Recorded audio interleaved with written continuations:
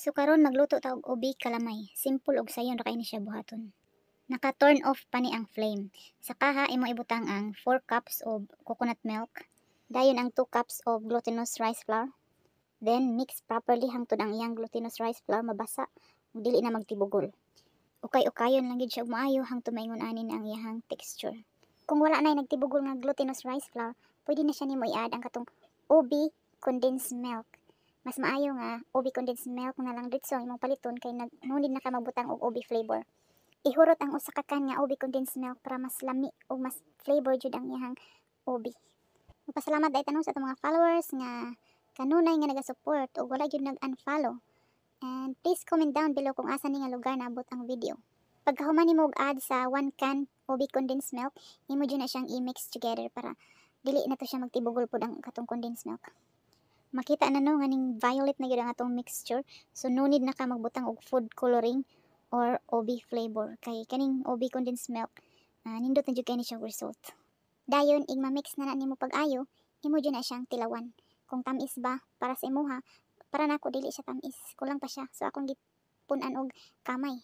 Pero depende ra gyud animo no, mao na nga dili pa gid usa nato lutuon ang mixture ato gid usang tilawan. Kani kay kaduha ko nagsige tilaw ani kay dili pa ko tamisan na ako na pong gitilawan.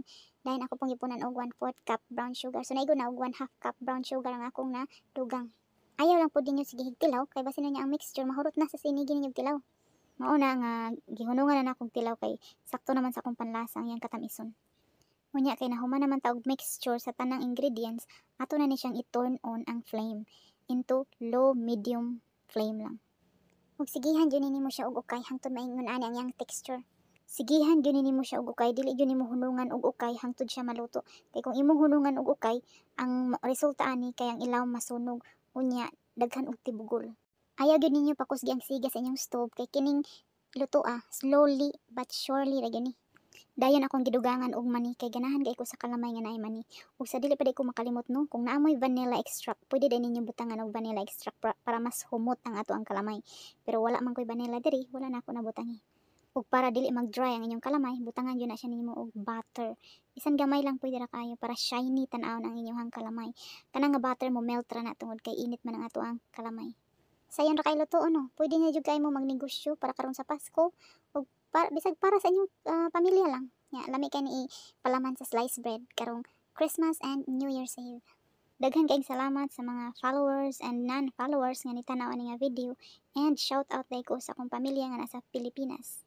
And sa wala pa naka-follow, please follow Dadang in Texas. Salamat and God be the glory.